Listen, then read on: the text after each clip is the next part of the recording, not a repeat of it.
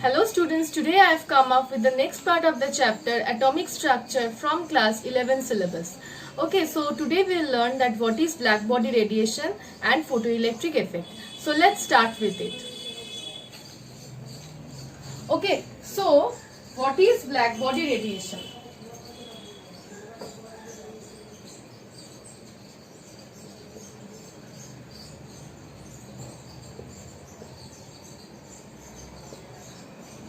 So what is black body radiation? Now what is a black body? A black body is that sort of a body which will absorb or emit all types of radiations with all frequencies. Means a black body will absorb and emit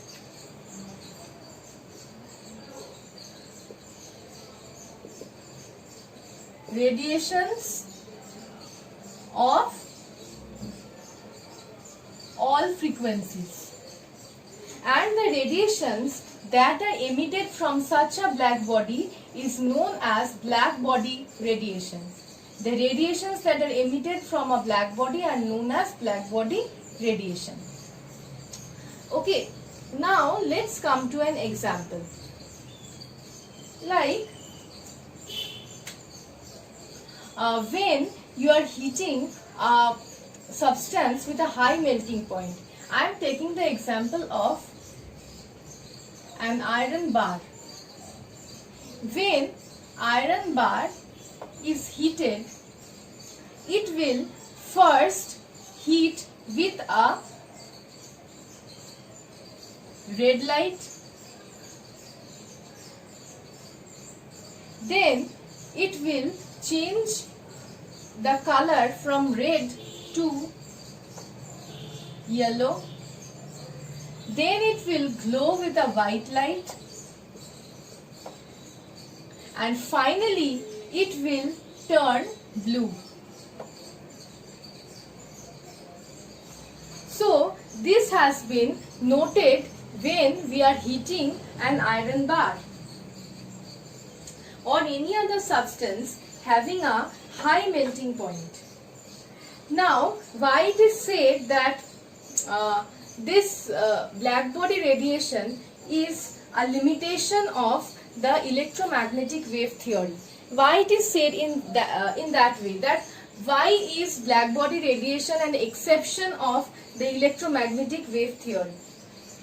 Now I will come to that part. What do you know from electromagnetic wave theory?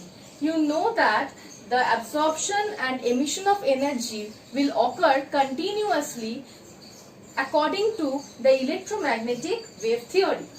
So, when absorption and emission of radiation occurs continuously, it means that the energy of the electromagnetic wave will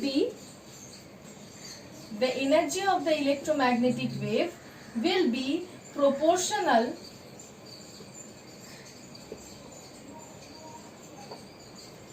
to intensity and will be proportional to intensity, and it will be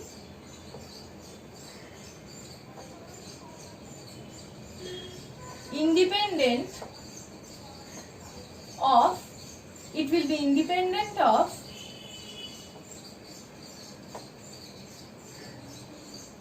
frequency and wavelength. So it is said that according to the electromagnetic wave theory, since absorption and emission of radiation takes place continuously, so the energy of this electromagnetic wave will be proportional to the intensity, and it has to be independent of the frequency and the wavelength. But when you are heating a when you are heating an iron bar, you can see that when you are heating an iron bar, when you are continuously heating, the temperature will increase. As the temperature increases, what happens? The color of the iron bar continuously changes. Means the emission of radiation from iron bar will continuously change, starting with red light, followed by yellow, followed by white, followed by blue. That will indicate that different color emissions, means emission of radiation of different color, indicates that the energy is dependent on the frequency and wavelength, because different colors has different frequency and different wavelength. I just want to say about wavelength. The red light has the highest wavelength and the blue light has the lowest wavelength, and the frequency is just the reverse order, that the red light will have the lowest frequency and the blue light will have the highest frequency. So what you are seeing, with increasing temperature, the frequency will somewhat change, as well as the wavelength will also change. The wavelength will decrease and the frequency will increase. Okay, so black body radiation becomes an exception of electromagnetic wave theory, that the radiations are dependent on frequency and wavelength. Now let's come to another graph or a plot of intensity versus wavelength at two different temperatures.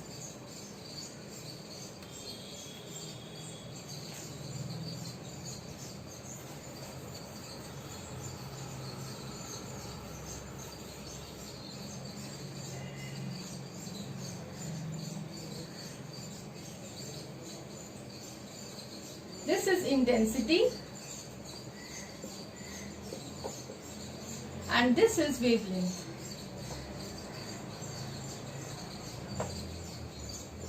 I am taking the wavelength in nanometer. Wavelength can be in micrometer also, in angstrom also. I have taken here in nanometer. Okay. So as we move from left to right, the wavelength will increase. So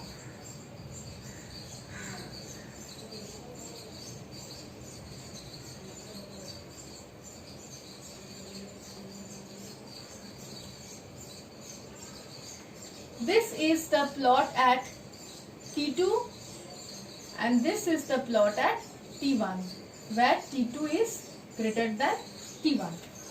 So what you will notice? You will notice certain important points. Number one point is that this is the intensity of the emitted radiation. The intensity of the emitted radiation is dependent on temperature. Because you can see that when T2 means the higher temperature, at higher temperature the intensity of the radiation is high. At lower temperature the intensity of the radiation is low. Now what happens with increasing wavelength? Means here you can see that with increasing wavelength, for a given temperature, remember, for a given temperature, I am showing the change of intensity with wavelength for a given temperature. I am not changing the temperature here. Means at T1 temperature, just at T1 temperature, you will see that when wavelength increases, intensity of light will increase. It will reach a maximum. Reach a maximum point, and then again with the increase in wavelength, the intensity of light will decrease. This is for temperature T1.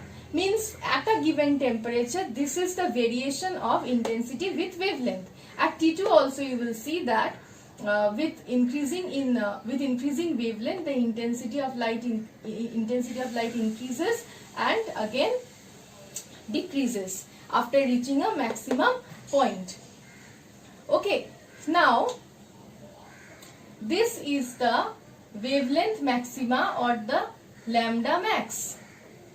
This is also the lambda max. You will see that for higher temperature, the lambda max shifts towards the lower wavelength range. This is the lower wavelength range, this is the higher wavelength range, because wavelength increases, right? So with higher temperature, T2's temperature is higher than T1. So at higher temperature, the lambda max, the maximum lambda, means the maximum wavelength peak, will shift towards the left hand side, means it will shift towards the lower wavelength. But at lower temperature, the wavelength maxima will shift towards the higher wavelength. So these are the observations of the black body radiation that will not satisfy the electromagnetic wave theory, because the electromagnetic wave theory thinks that, means it considers that the energy of the electromagnetic wave will be dependent on the intensity, but it will be independent on the frequency or wavelength. But you can see easily from this graph also that it is dependent on the wavelength. Okay, so this is about the black body radiation and why it does not satisfy the electromagnetic wave theory. Now I will come to the next part, which is the photoelectric effect.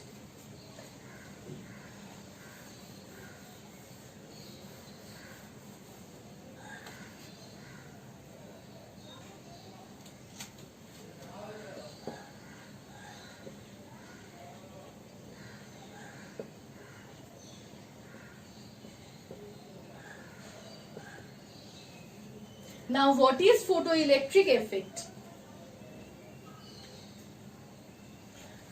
Let's consider this to be the surface of a metal surface. Light of a certain wavelength falls on the metal surface. You will see that ejection of electrons take place from the metal surface. Means when incident light of a particular wavelength on particular frequency fall on the metal surface, there will be emission or ejection of electrons from the metal surface. This phenomenon is known as photoelectric effect, and the emitted electrons are known as photoelectrons. But remember that not all incident light will allow the ejection of metals, only incident light of certain wavelength and certain frequency. I will come to that part later. First let me explain that how the apparatus is used for explaining photoelectric effect.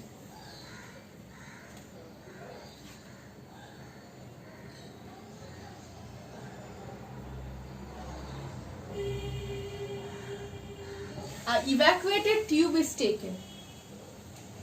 Inside an evacuated tube, there are two metal plates, A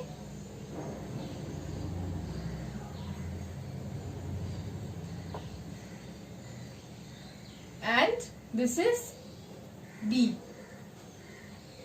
The B metal plate acts as the electron detector, and the A metal plate is a photosensitizer.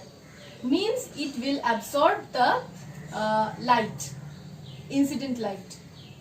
This is connected to the positive terminal of the battery, and the metal plate B, that is the electron detector, will act as the anode. And this is connected to the negative terminal of the battery, so this acts as the cathode. So here an ammeter is used. Here an ammeter is used like this.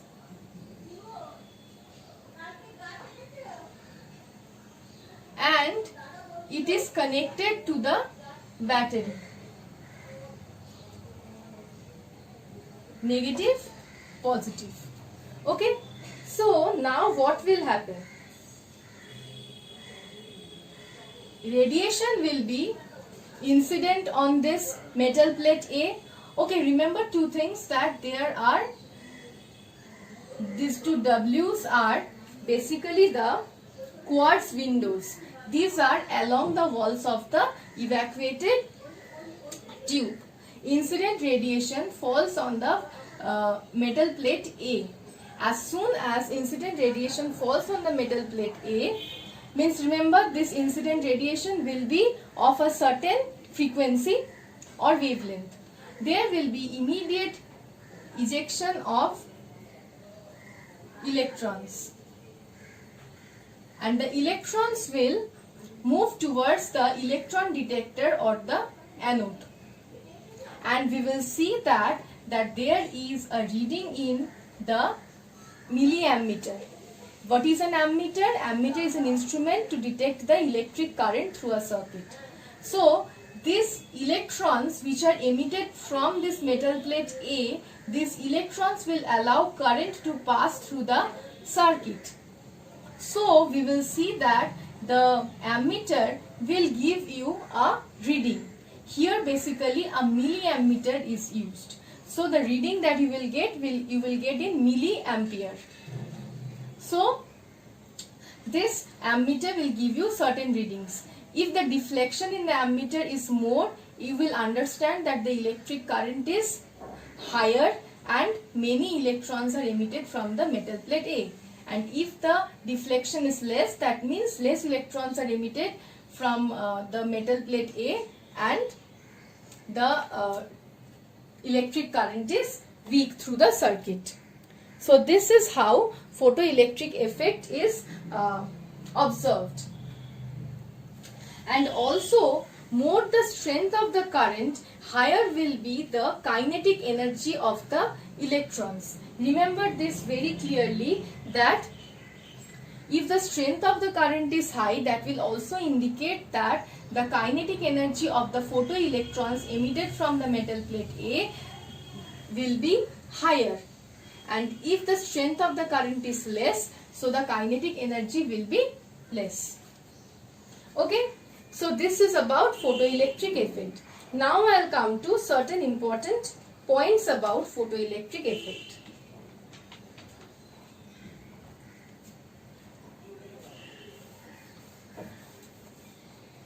The first important point is threshold frequency.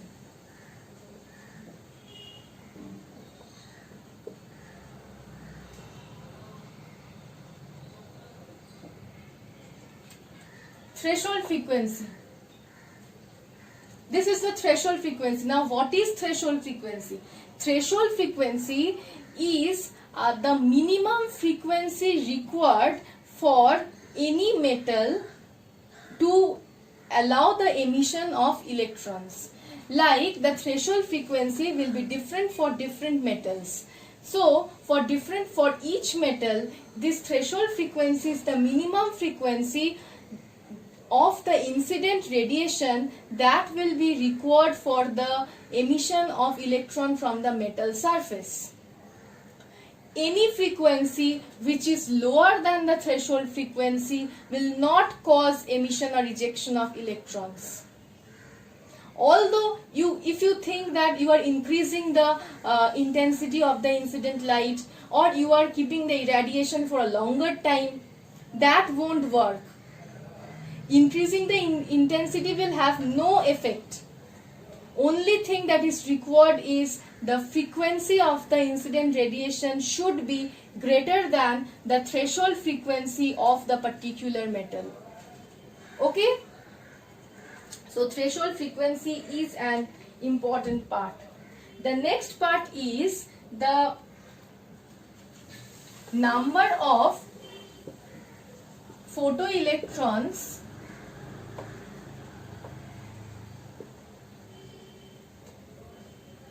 emitted per second is proportional to the intensity of incident light. Okay. Next is the kinetic energy of the photoelectrons. Ke is the kinetic energy. The kinetic energy of the photoelectrons is directly proportional to the frequency of incident light or incident radiation. I am writing radiation. Okay. Then the last point is that the kinetic energy of the photoelectrons is independent of intensity of incident radiation. Now these are the points about the photoelectric effect that you have to note. I will not erase these points from the board. Keeping these points on the board, I will explain to you that why these observations cannot be explained with the help of electromagnetic wave theory. You see that according to the electromagnetic wave theory, the emission or absorption of radiation is a continuous process and it is dependent on the intensity, but it is not dependent on the frequency. Just look at the last 2 points. The energy of the photoelectrons is proportional to the frequency of incident radiation, but is independent on the independent of the intensity of the incident radiation. So, the light, the incident radiation's intensity is not at all required. Means the kinetic energy, the energy of the photoelectrons is not at all dependent on the intensity, but dependent on the frequency, which is just the case opposite of the electromagnetic wave theory. Because there the energy of the electromagnetic wave is considered to be dependent on the intensity but not on the frequency. And light of any frequency can be made to have sufficient energy to cause the emission of electrons merely by increasing its intensity. But this fact is not at all true in general practice. Also, it is seen that